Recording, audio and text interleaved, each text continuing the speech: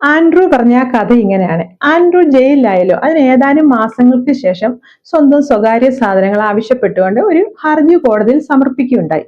അങ്ങനെ ലഭിച്ച അനുമതിയുടെ മറവില് അഡ്വക്കേറ്റ് കൂടിയായ ആന്റണി രാജു കോടതി വിട്ടുകൊടുക്കാനായി അനുവദിച്ച സ്വകാര്യ വസ്തുക്കൾ സ്വീകരിക്കുന്നതിനൊപ്പം തന്നെ കേസിലെ നിർണായകമായ ആ തൊണ്ടി മുതൽ ആ അടിവസ്ത്രം കൂടി ഒപ്പിട്ടു വാങ്ങി.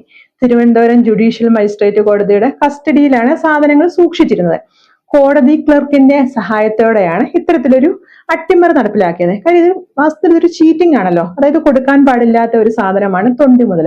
പക്ഷേ സ്വകാര്യ സാധനങ്ങൾ എന്ന പേരിൽ അതും കൂടെ പുറത്തെത്തിക്കുകയായിരുന്നു. കോടതിയുടെ കസ്റ്റഡിയിൽ നിന്ന് ഇങ്ങനെ പുറത്തെത്തിച്ച തൊണ്ടി മുതലായ അടിവസ്ത്രത്തെ ഇവർ എന്ത് ചെയ്യുന്നത് വെച്ചാൽ പ്രതിക്ക് പാകമാകാത്ത വിധത്തിൽ വെട്ടി ചെറുതാക്കുകയാണ് ചെയ്തത്.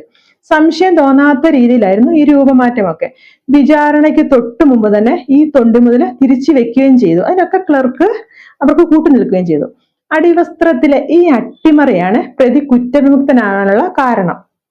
ആൻഡ്രൂ ഈ കഥയൊക്കെ സഹതടവുകാരോട് പറഞ്ഞു. ആൻഡ്രൂവിന്റെ കഥ കേട്ടതോടെ ഈ സഹതടവുകാരൻ എന്താ ചെയ്യുന്നത് വെച്ചാൽ അത് അയാൾ ഉടൻ തന്നെ ജയിലധികൃതരെ അറിയിക്കുകയായിരുന്നു ചെയ്തത്. അവരാകട്ടെ ഇന്റർപോൾ വഴി വിവരം ഇന്ത്യയിലെത്തിച്ച് CBIക്ക് കൈമാറി. CBI നൽകിയ വിവരങ്ങൾ കേരള പോലീസിന് അവർ കൈമാറി.